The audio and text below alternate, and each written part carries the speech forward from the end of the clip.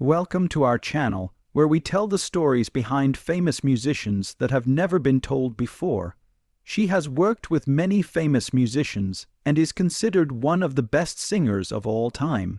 But not many people thought that Linda Ronstadt, who is 78 years old, would suddenly give a shocking list of 7 singers she can't stand, along with the reasons behind each name. What did the Queen of Rock dislike so much?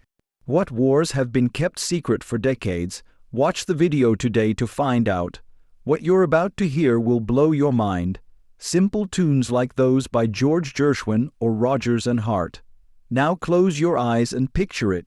1979 in Los Angeles, behind the scenes at the Trovador, for lost people in rock and roll, a place with no words. The sound is thick in the air. The sound check guitars that screamed. The clinking of glasses sounded like the night's tense heartbeat, and the famous people walking through the halls looked like ghosts of past greatness. Then there was a sudden shock. A young assistant walks into the manager's office with a sad face. His eyes say more than words can. Linda Ronstadt had just left the green room for the second time. No one is brave enough to stop her. No one has time to question. One name on the set list that wasn't her or the Eagles was enough to make her get up and leave, like a cold wind through the room that made it stuffy and left questions open. There was no argument, no criticism, and no sign of a scandal. There was only cold, persistent, and unbreakable quiet. Linda kept up that perfect front for decades, interviews that were as smooth as studio mixes, and a picture of a beautiful queen who never shook when she was in the spotlight. Then, all of a sudden, as if that steel wall had broken, she let go. 7 names, 7 guys she could never forgive. Not small studio fights or the normal artistic feuds, but hurts to her pride, her honor, and her soul as an artist. There are people in the business who hurt others and show the worst parts of it. You wouldn't guess that list because it's not about hate. It's about people who are still alive, who remember a dark time when power was traded for trust and quiet was the best way for an artist to get back at someone. It's not the strange names on the list that scares me. It comes from people who were close to Linda Ronstadt at betraying her. At the top of the list is not a stranger, but a drummer who became famous with her help. After owing her everything, he turned his back on his roots and used his discovered fame to avoid the man who brought him to fame. Before he became an Eagles hero, Don Henley was just Linda's sidekick on stage and not very well known. She was a rising star in the early 1970s, while Henley stood quietly behind the drums, living in her shade. Lena was the one who let him in the first door.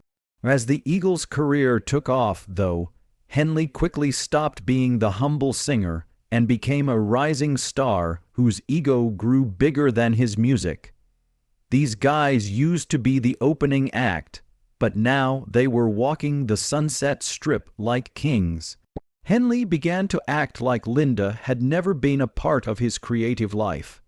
At a show at the Universal Amphitheater in 1975, everything went wrong. He laughed at Linda's music and said she was only good at light covers and that real artists should be on stage, not just people making comments. It went against the ideals and sense of self that Linda had worked so hard to build as an artist. From the next night on, Linda stopped talking to anyone. There was no dialogue or explanation. There was only a cold quiet and a locked door. From behind the scenes to the studio, rumors started to spread about Henley's ego, his blind rage, and his mean smile. For Linda, though, it wasn't the stab in the back that hurt the most. Disrespect was what it was. Because for an artist, nothing hurts more than having the road they have fought for in art taken away. Linda didn't just see Don Henley as a coworker who had betrayed her. His success showed how it's possible for people to lose their hearts. Don Henley wasn't the only one Linda Ronstadt couldn't forget, though. Her next fight didn't happen in the background without anyone knowing. It took place in public, in front of everyone. That moment will stay with Linda forever. It was an insult to the public that she could never forget. There was no respect or morals for Jim Morrison that night. He had crossed all the lines and broken all the rules.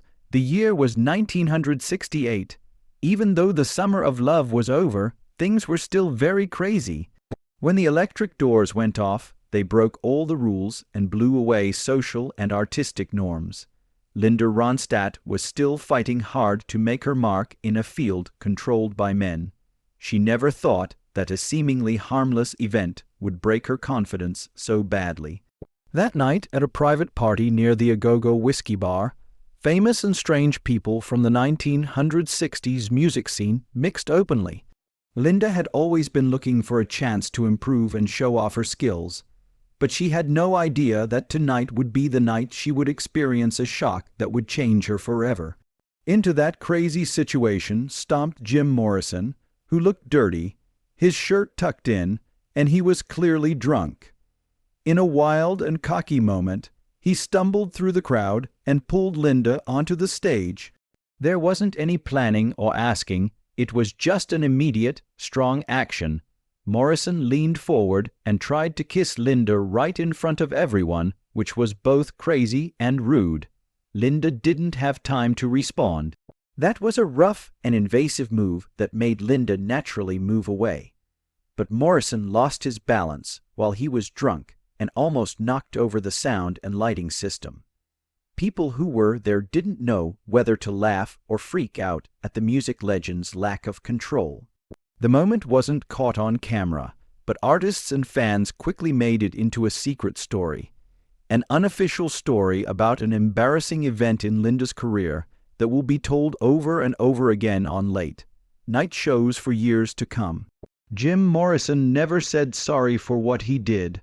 The opposite was true, he kept making things worse. Not long after that, he made fun of Linda in a radio talk, calling her sweet but weak and nothing special. He wrote her off as an average artist that no one would remember. Linda never answered in public. She didn't say anything because she wasn't strong enough to, but because she chose not to. But Linda called Morrison in the meanest ways behind closed doors with her closest friends. A wonderful killer, a man who made everything around him sick. She saw Jim Morrison not only as a rebellious artist, but also as the personification of toxic manhood who tried to take over the music business and ruin everything she had worked for. The behavior of Jim Morrison left Linda Ronstadt with deep emotional scars, but the next betrayal she faced wasn't just slurred speech or acting drunk. It happened when Linda thought she was with friends. She had put her job at risk to fight for the same cause, but just as everyone was coming together, one of her closest friends betrayed her.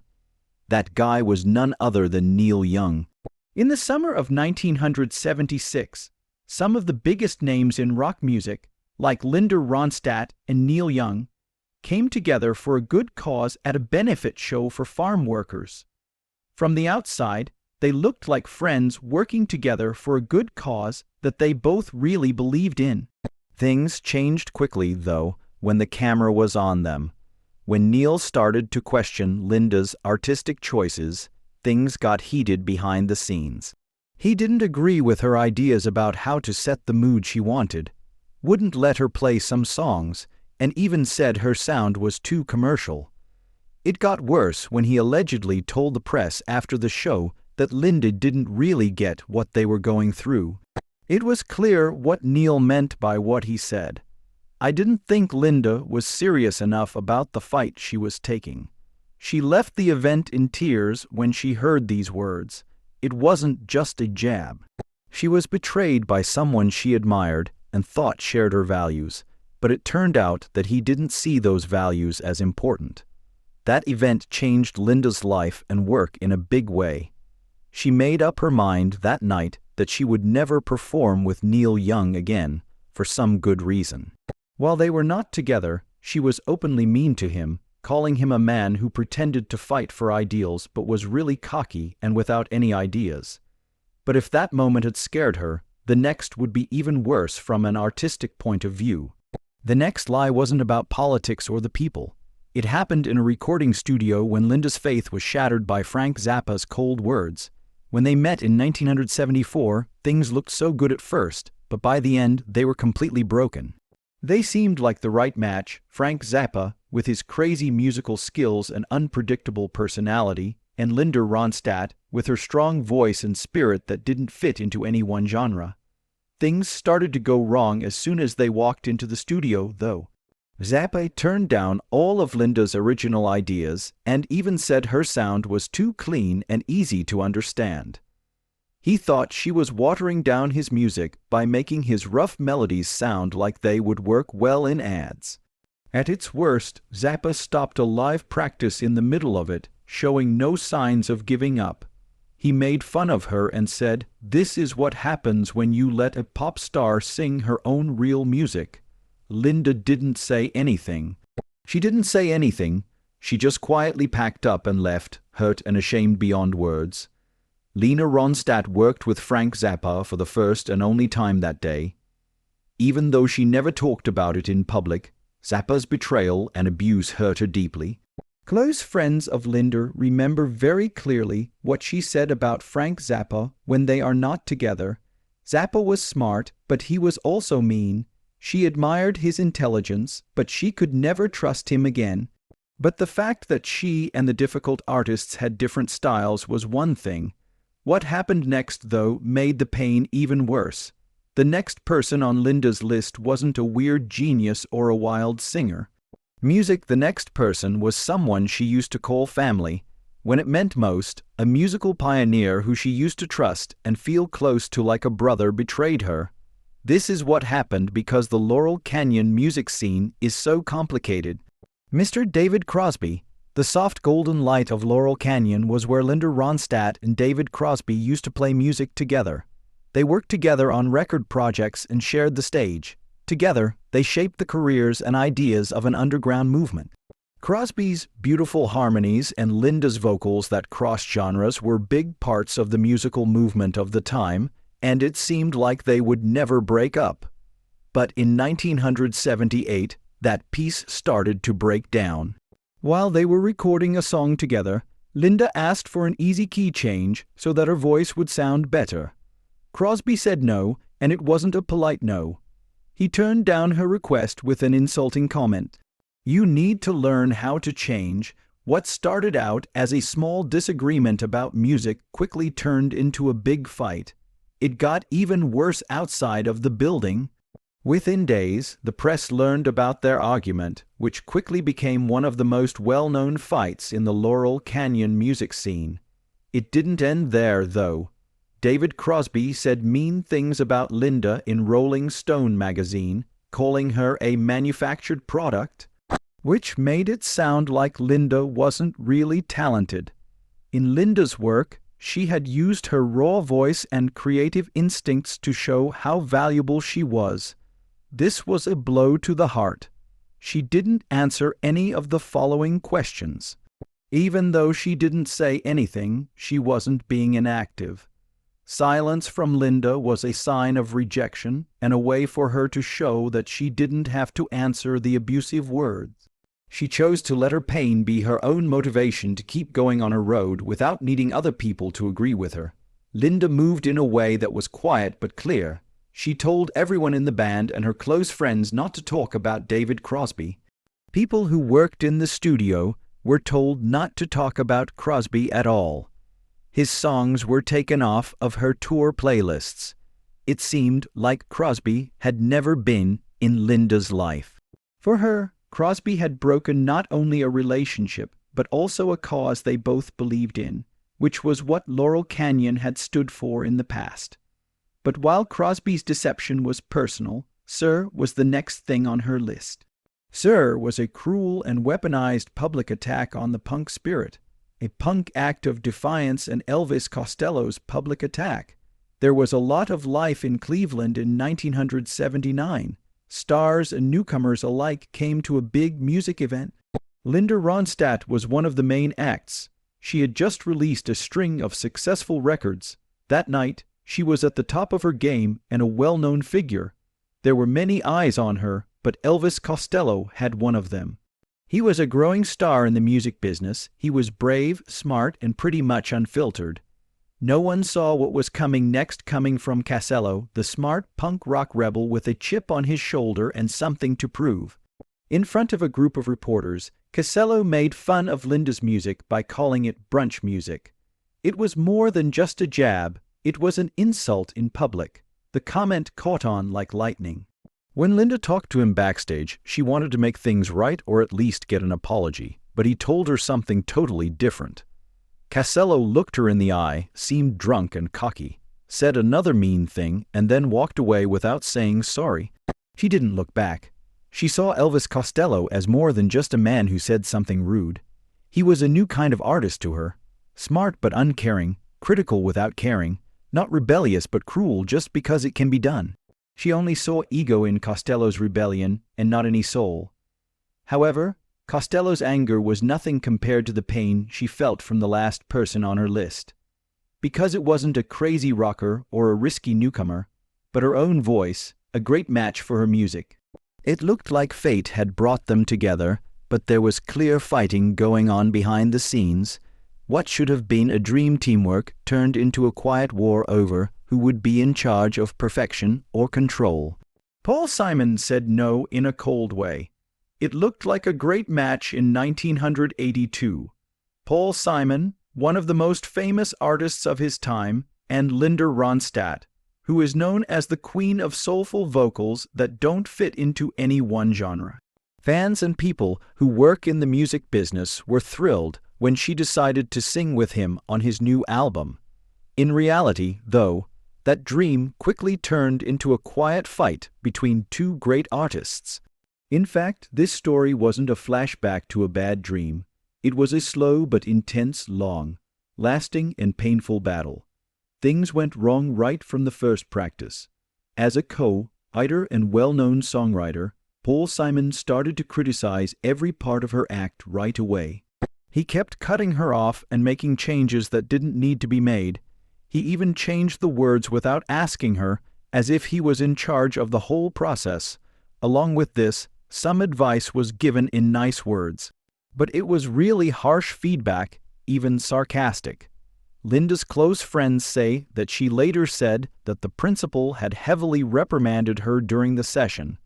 It wasn't to help and encourage her imagination that every note she sang was being looked at, but to fit her into a certain mold. She felt like she was being treated badly. The artistic link she hoped would happen between two skilled artists never came about.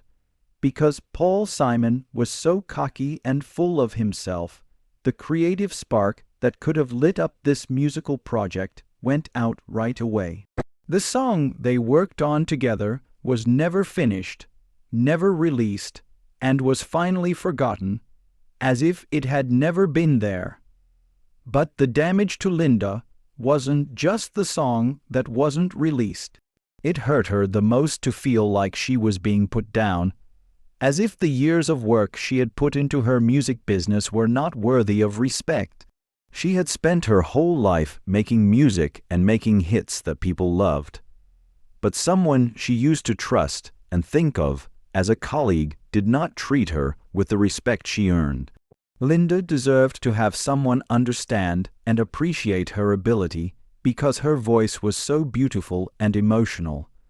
She instead had to deal with a dictator, someone who was only interested in themselves and made all the choices without asking her what she thought. Following this failed partnership, Linda swore to herself that she would never work with Paul Simon again, even though many other artists longed for the chance. And that's when Linda's long quiet about the lies in the music business came out. Everyone who has one of these 7 scars has been kept secret for decades. There were people she had worked with before on musical projects, but they finally failed her in ways that no one could have thought of. There is always a story that hasn't been told behind every mix, a story that's hidden behind the perfect surface that people see. Linda Ronstadt has never been one to add to the rumors in the music business. Her long and successful career has been based on letting her music speak for itself. But these admissions aren't meant to hurt anyone or get back at someone. They are just the truth. She made a name for herself not only through her talent, but also through her ability to deal with her ego, betrayals, and a tough, cruel business. When Linda chose to share these stories, she had no plans to hurt anyone's reputation. Her only goal was to lift the veil that had been hiding the truth for a long time. There are times when the most powerful thing is not the music we sing, but the quiet we break. Which of these stories made you feel the most shocked? Also, do you think Linda was smart to stay quiet all these years? Drop your ideas in the box below. Don't quote T. Don't forget to like and subscribe to the channel. See you in the next movie.